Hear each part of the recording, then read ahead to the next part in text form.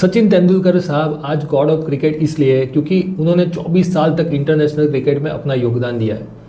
वो चाहते तो शायद अर्ली रिटायर हो सकते थे, लेकिन नहीं, he chose to bat, he chose to be on the field. उन्होंने काम किया, अपने आप को बेहतर बनाते गए और आज गॉड ऑफ क्रिकेट कहलवाते हैं।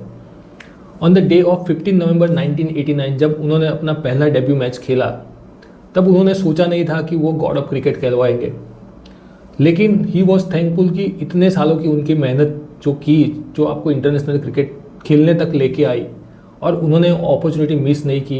And rest is the history.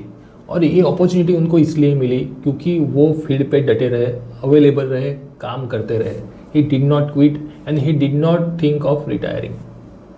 सदी के महानायक हमारे अमिताभ बच्चन साहब, वो सदी के महानायक इसलिए बने क्योंकि आज भी 83 ईयर्स की एज में भी वो काम कर रहे हैं। वो रिटायरमेंट की सोच ही नहीं रहे। और जब भी उनका डाउनफॉल आया तब भी वो चाहते तो क्विट कर सकते थे, कुछ और भी कर सकते थे, लेकिन नहीं, उन्होंने काम करना चूज़ किया। And rest is the history. दूसरे हमारे लेजेंड है हमारे स्टीव जॉब साहब। स्टीव जॉब ने 1985 में एप्पल से डिपार्ट करने के बाद भी उन्होंने क्विट नहीं किया। उनके पास पैसों की कमी तो नहीं थी, लेकिन स्टिल उन्होंने चूज़ किया कि मैं दूसरी कंपनी बनाऊंगा, और वो वापस से एप्पल में आए। And rest is the history. ये सारे लेजेंड्स हम इसीलिए जानते हैं कि उन्होंने कुछ काम किया है, कुछ ऐसा काम किया है जो पहले कभी किसी ने नहीं किया है। और उनको ये अपॉर्चुनिटी इसलिए मिली क्योंकि वो फील्ड पे अवेलेबल थे, वो स्क्रीन पे अवेलेबल थे, वो अपने बिजनेस में अवेलेबल थे। उन्होंने रिटायरमेंट की नहीं सोची, उन्होंने क्विट करने का नहीं सोचा। सो माई पॉइंट इज़ कि अगर आप क्विट करने का सोच रहे हो तो मत सोचो। आज आप कोई भी सिचुएशन में हो, आप सक्सेसफुल हो, अनसक्सेसफुल हो, स्ट्रगल कर रहे हो, जो भी कर रहे हो करते रहो, आपके पास वो अपॉर्चुनिटी आएगी जो आपको कहीं आगे लेके जाएगी।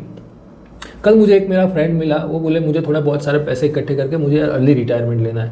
मैंने बोला भाई क्यों अर्ली रिटायरमेंट लेना है? आपकी पहचान आपका काम है।